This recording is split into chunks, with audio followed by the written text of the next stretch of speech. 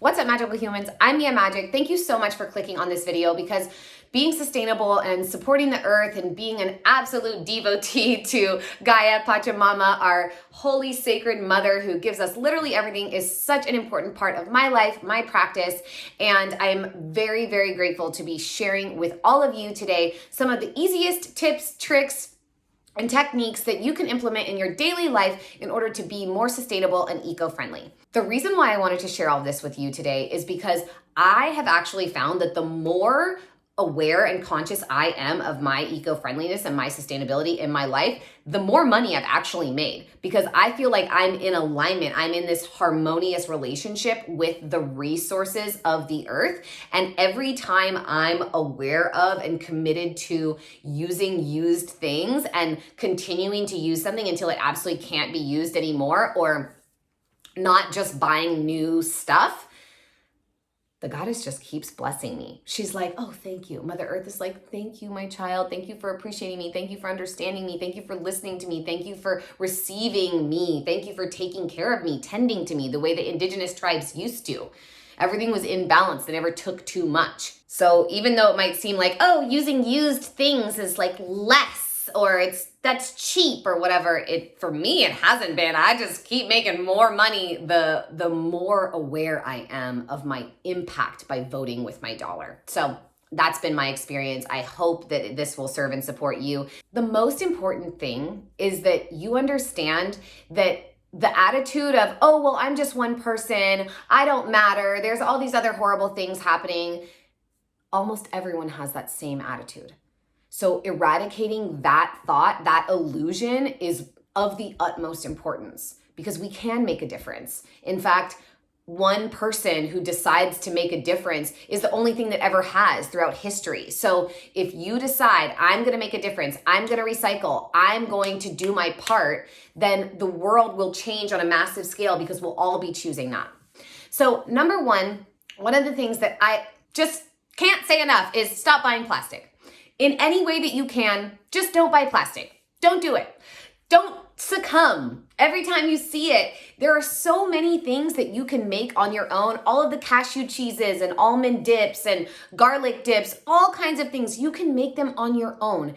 And you can make larger batches so that then you don't need to buy multiples of plastic. It's so much easier than we think, actually, to make our own dips and foods, and maybe it's going to be a little bit different, but some of us have really particular food allergies or sensitivities or tastes that we prefer, and so you can make all of the bitchin' sauces, all of the cashew cheeses, you can make those on your own. There are tons of recipes for vegan sour cream and for cheeses and everything online. Thank the goddess for YouTube, right?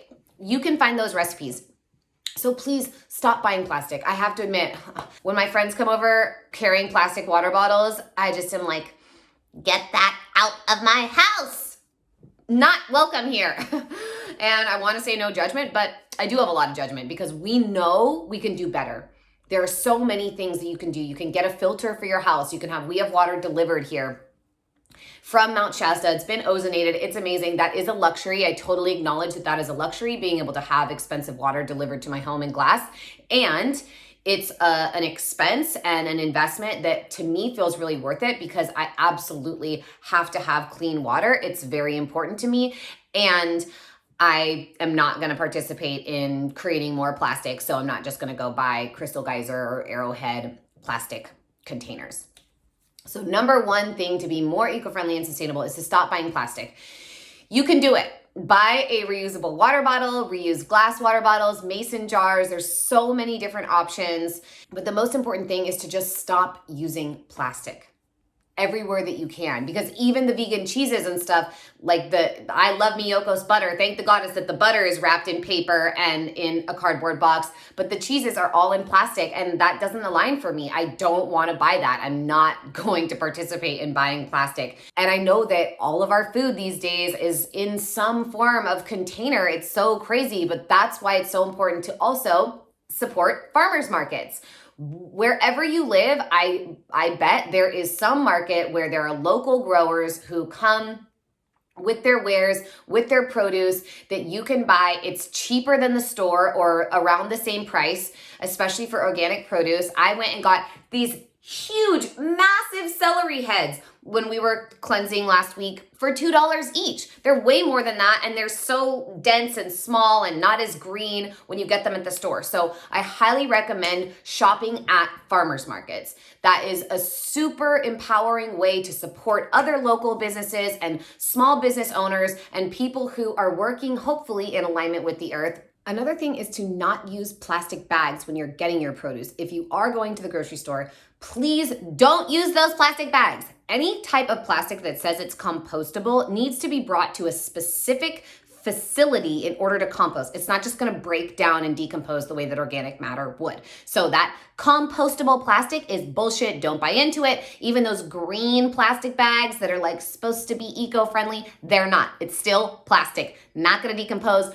Those little plastic bags that you use for 1 second at the grocery store in order to like keep your produce clean, those are gonna last for longer than 7 generations on this planet. Please stop using them. Use cloth produce bags or bring your own reusable bags or just wash your produce a little bit when you get home. Much better option. Please, for the love of all that is holy, stop using plastic produce bags. And that is such a great way to be more sustainable because I love snacks at Trader Joe's, but everything is in plastic. And it's often, you don't know who made it, but you can look at this person or someone who knows the person who made this product at the farmer's market. And I think that that's just absolutely such a spectacular option.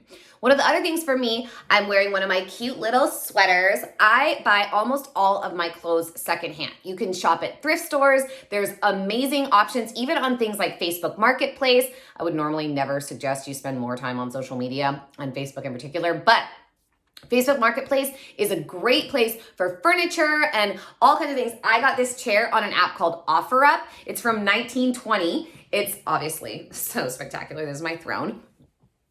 And it's vintage and fabulous, and it was expensive, but it's used. So one of the most important reasons for buying used things is for sustainability. Because when you think about a Bed Bath & Beyond or a Walmart, any of these huge stores, Target, that are full of stuff, full of shit, honestly, that's gonna become garbage. If we weren't here, if human beings disappeared, no one would need any of that. And then think about that one store multiplied by the hundreds, if not thousands, definitely thousands throughout the world of stores there are just like that in these huge parking lots, all of that cement. So supporting those kinds of stores is not helpful to the planet. There's enough stuff already. Craigslist, OfferUp, ThreadUp is a great website or app for used clothing. I got this cashmere sweater for like half price. I have a $500 rag and bone cashmere sweater that I got for $100 on one of the used clothing apps. That is really, really, really one of my pillars. It's so important to me to buy my clothing and as much of my furniture used. Obviously, I find all of my feathers on the ground and I make art out of them, and everything else in my home for the most part is used. I'd say probably 95% of my furniture, I've gotten couches, chairs, baskets, decor, plant pots. Great thing to search on Facebook Marketplace. People will just be like, I have these pots. Or an app called Nextdoor, which is for your particular neighborhood. That is a great place to find out about little flea markets and people who are giving away things, and you can search for specific things that you need and find it super easily. I was searching for a desk when I got this chair, and then I was like, I need this chair. So I got it, and it just makes me feel really good that this was already created. This has been loved for 100 years, this chair, and now I get to have it in my home. Super fun. Having clothing swaps with your friends is also a great way to trade clothes. My friends and I do that all the time. We haven't as much recently. I would really like to because I got some stuff to get rid of. But I've gotten so many amazing things that someone loved and was like, I'm complete with this, and now I get to love it. It's the same as a chair that's 100 years old. So I highly, highly recommend having clothing swaps with your friends. Super fun thing to do. This one's a little weird for people, but I'm very, very particular about my water usage. I obviously live on land, so I can go outside, but I pee outside every time, all the time. I don't pee inside because every toilet flush takes about 6 or 7 gallons of water to flush. So when you think about that, even just you as one person, you, your family, you, your entire extended family, the amount of water that in this country, in the United States, that we flush down the toilet that is clean water would literally feed or satisfy third world countries to a degree that we can't possibly understand. And we flush it down our toilet. We shit into it, quite frankly, into clean water. That is unheard of in a lot of places. They can't imagine how we would do that. And of course, there's a sewage system that has been created by modern city planners, and in some ways that's important, but then we just dump it into the ocean without any filtration, and that's another huge reason, besides oil spills and all of the chemicals that we're putting into it, why our coral reefs are dying in the ocean. So peeing outside, or I don't know, if you don't want to pee in the toilet and leave it there, like if it's yellow, let it mellow kind of vibes, you can pee in the bathtub. And the amount of water that you turn on, just like the shower for a second to rinse it down, is way less than what you would use to flush. So I know that's a little bit unconventional, and some people are gonna be like, oh no, ew. But imagine if you had to go in an outhouse that was literally just a hole in the ground, because that's what we were doing up until, about 75 years ago with modern plumbing. I mean, longer than that in some places, but there are still places with outdoor plumbing like that. So I highly recommend that you just, buckle your, or what is it? Lift yourself up by your bootstraps or something. I don't know, but any of those kind of old timey terms to just say like, you got this, you can do it. It's worth it for our mother. She will appreciate it. Using eco-friendly products is also super important. There are so many ways that you can make your own. We make our own cleaning solutions with vinegar and water and lemon juice and essential oils. It's a really great way to save plastic. Then you can just put it in a glass spray bottle, or just like, if you don't need to mist it, because usually the misters, the top of the bottle is plastic as well, you can just pour the bottle onto a rag and rub your countertops with it. That works for me. I really love doing that. It's super simple. My friend Nixie has a company called Clarity Clean, Clarity with a I at the end, not a Y.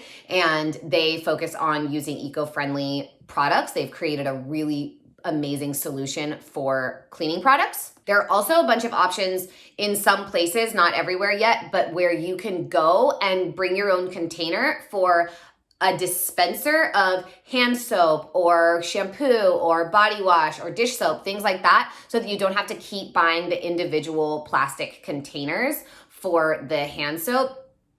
That's a really big one. The soaps, the products that we buy, that goes into our water system, just like all of the fecal matter. And so that is toxifying the water. That's going back into the ground, into the oceans, all of that soap. And it's not just the soap that we use in our homes, it's the soap from restaurants and dishwashers and all of the huge chemical plants. It's crazy the amount of stuff that we allow to go into not only our soil, but into the ocean. And so the more that we can be really mindful of the types of products that we're using and be aware of the chemicals and the sort of not earth-friendly solutions that we're putting on our bodies, that we're putting in our hair, down our drains, the better it will be. Obviously, walking and biking as much as you can, depending on where you live, in order to not use your car, is a really great way to just do as much as you can. Another thing that's super important is composting. So organic matter, when it goes into the garbage, so anything, any food scraps, any kind of coffee grounds, anything that would mold or decay, when it goes into a dump or garbage and it's between plastic things or things that are not organic material, it is impossible for it to decompose. It's not reconnecting to the earth and decomposing, right? So composition is what it's made up of. Decomposing is it being unmade. Instead, it rots.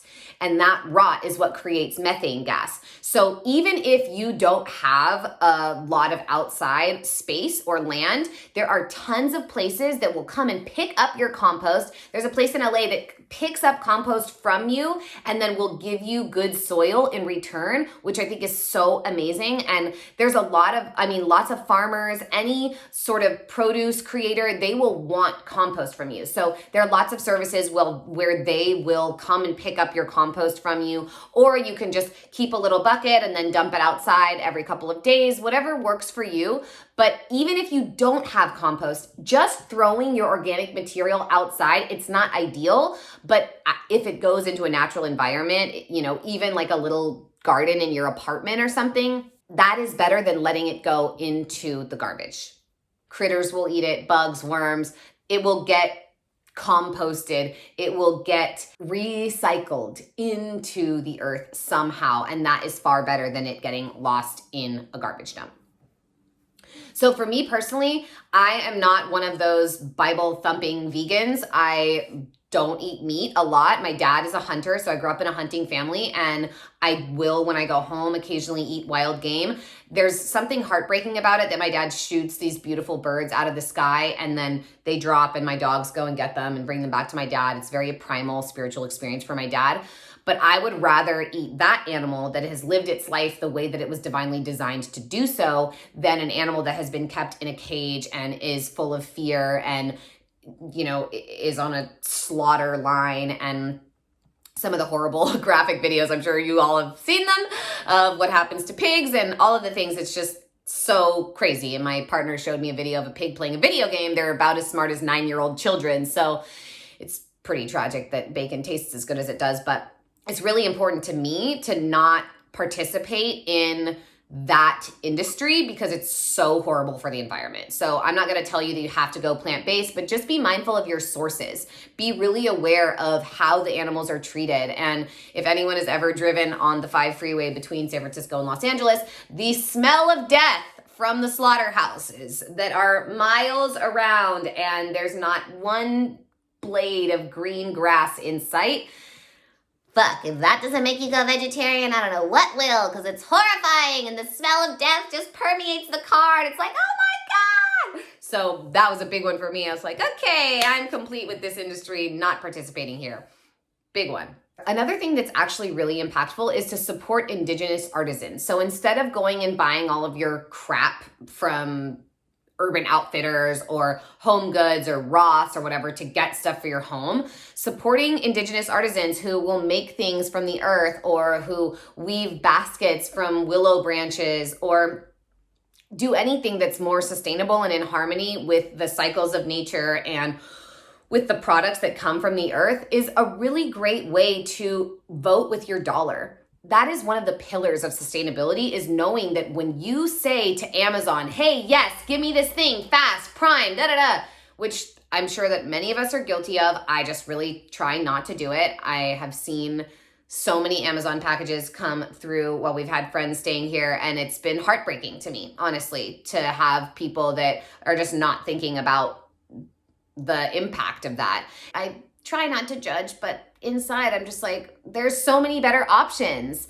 So Etsy is a really great way to get beautiful things. Maybe you spend a little bit more, but you're paying directly to an artist who is spending their life creating this thing for you, whether that's a flower crown or linens for your bed or something like that. So I really like supporting Etsy instead of getting stuff from places like Amazon or big corporations where there's no person behind that that's going to be like, oh, wow, I worked so hard on this and made this thing for this person, and now I know that it's going to bless their home. It's so beautiful.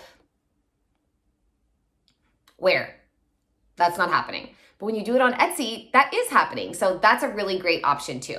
In addition to the pee thing, I'm kind of a Nazi about my water usage. I basically pretend like it's Burning Man. We do have a dishwasher. Using a dishwasher is actually a much more efficient use of your water. So if you have a dishwasher, it's really good to just have one. What I do is I have one little pan or pot that's full of water and my scrubby brush, and I just brush all the food and stuff off of things and then put it in the dishwasher so that the dishwasher actually washes it. Some people will like clean their dishes entirely and then put them in the dishwasher. That's a colossal waste of water. Stop doing that.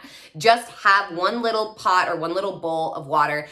Get everything rinsed with that. It's like gray water. It gets very dirty, but it gets all the stuff off, and then put it into your dishwasher.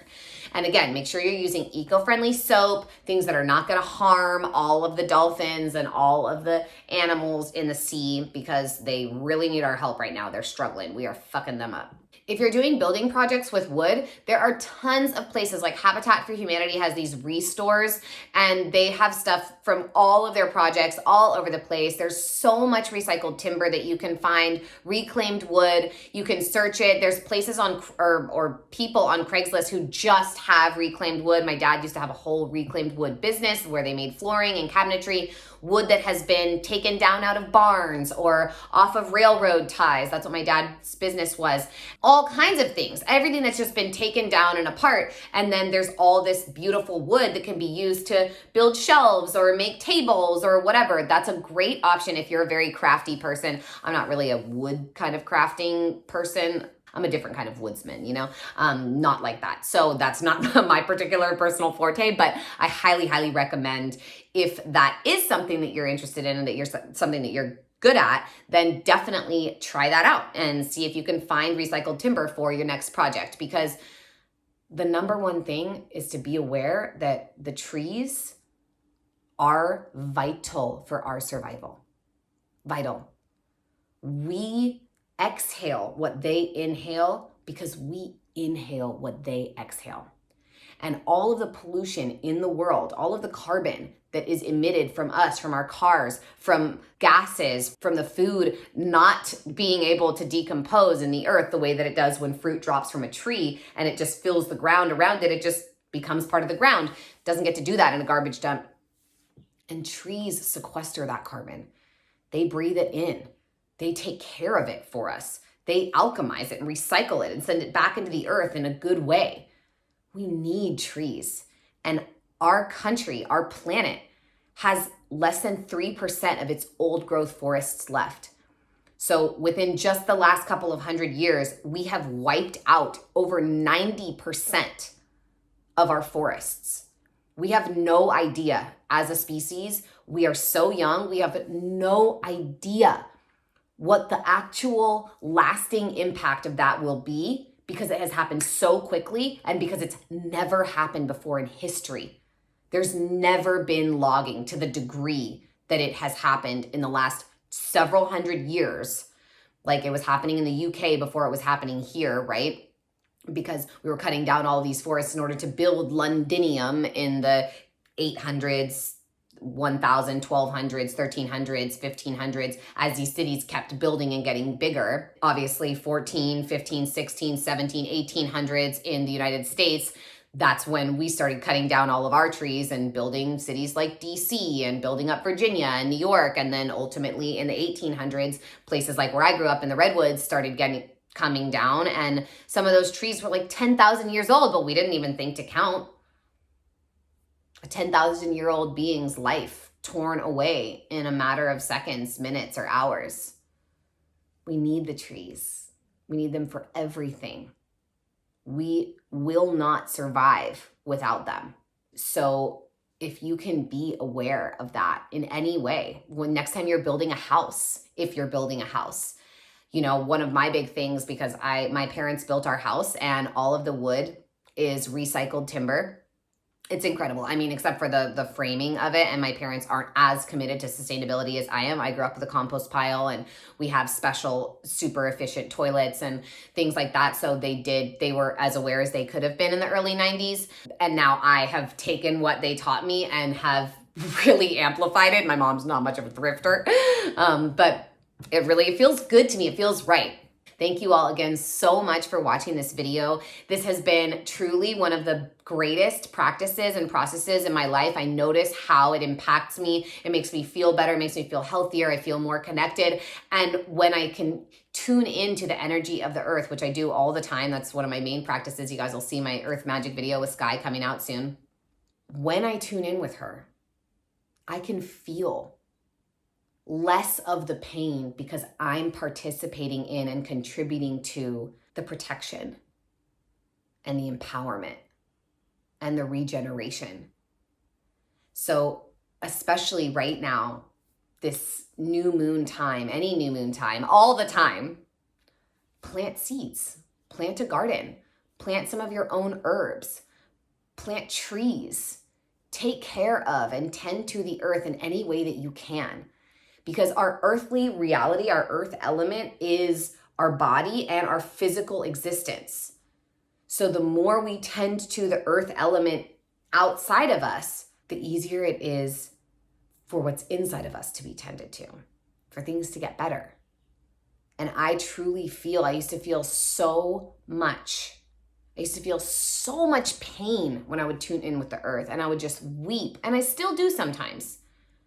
And I feel less of it because she can feel that I care. She can feel that I'm committed. And that is such a gift and such a blessing. So I wish that for all of you as well. Just start, just try, do every little thing that you can. Maybe it's with the plastic, maybe it's with planting a garden, maybe it's with peeing outside.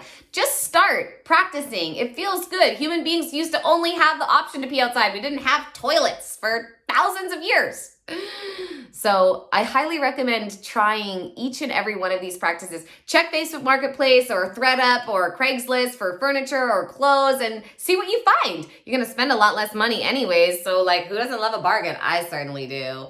Thank you all so much again for watching this video. It means the world to me that you would even click on it and be interested in this. There's nothing I care about more. I have no greater commitment in my life than to this cause.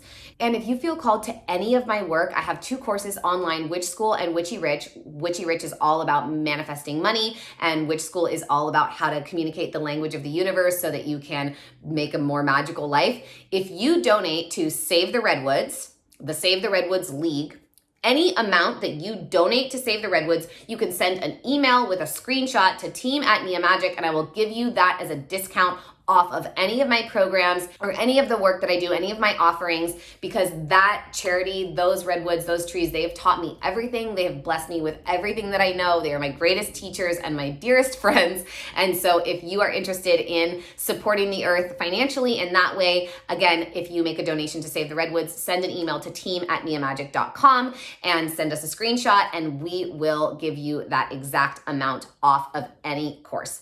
So thank you all again so much. I'm loving you, and I'm sending you lots of blessings in your journey towards being more earth friendly. And I love you all so much. Welcome to your most magical life.